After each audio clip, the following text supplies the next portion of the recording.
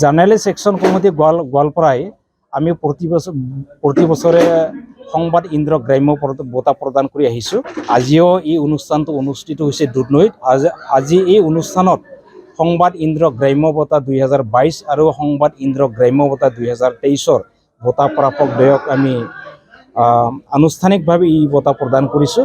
আৰু সংবাদ ইন্দ্ৰ গ্ৰাম্য বঁটা 2022 লাভ কৰিছে দুধনৈস্থিত প্ৰথম খবৰৰ সাংবাদিক বিপ্লৱ ভট্টাচাৰ্যই। আৰু সংবাদ ইন্দ্ৰ গ্ৰাম্য বঁটা 2023 এই বঁটাটি লাভ কৰিছে কৃষ্ণাস্থিত NKTVৰ বিশিষ্ট সাংবাদিক নীলমণি শৰ্মা।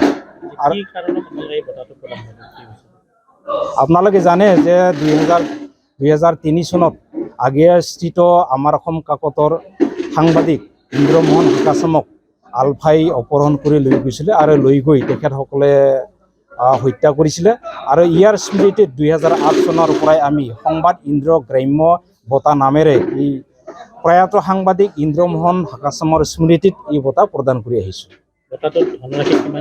আৰু এই বঁটাটিত আছে এখন মানপত্ৰ, জাপি, নগদ ধন 10,000 টকা আৰু এটা মমেণ্ট।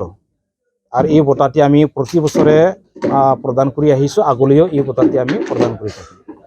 জাৰ্নেলিষ্ট একশ্যন কমিটি গোৱালপাৰাই বিগত 2008 বৰ্ষৰ পৰাই এতিয়া আজিয়া আমাৰ অসমৰ কাকতৰ সংবাদদাতা প্ৰয়াত ইন্দ্ৰমোহন হাকাচামৰ স্মৃতিক যুগমীয়া কৰাৰ বাবে এই বঁটা প্ৰদানৰ ব্যৱস্থা কৰিছিল। আৰু ইতিমধ্যে 2023 বৰ্ষৰ এই বঁটা মোক প্ৰদান কৰা হৈছে আৰু নিশ্চয় এনেদৰে সমাদৃত হ'ব পাৰে আনন্দিত হৈছোঁ। আৰু ইন্দ্ৰমোহন হাকাচামৰ যি স্মৃতি আমি যুগমীয়া কৰিব বিচাৰিছিলোঁ জাৰ্নেলিষ্ট একশ্যন কমিটিয়ে নিশ্চয়কৈ এই আগন্তুক দিনসমূহত তেওঁৰ স্মৃতিত এনেদৰে বঁটা প্ৰদান কৰি যাব। আৰু বিশেষকৈ এইবেলি যি বঁটা প্ৰদান কৰিছে সেই বঁটা প্ৰদান কৰা সঁচাকৈ উৎসাহ পাইছোঁ, প্ৰেৰণা পাইছোঁ।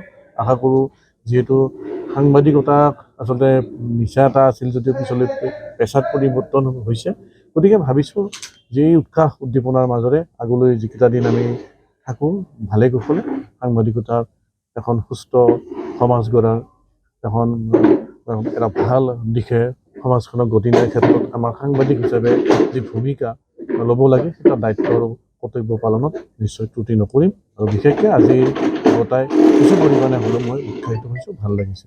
আৰু জাৰ্নেলিষ্ট একশ্যন কমিটিক তাৰ বাবে ধন্যবাদ জ্ঞাপন কৰিছোঁ।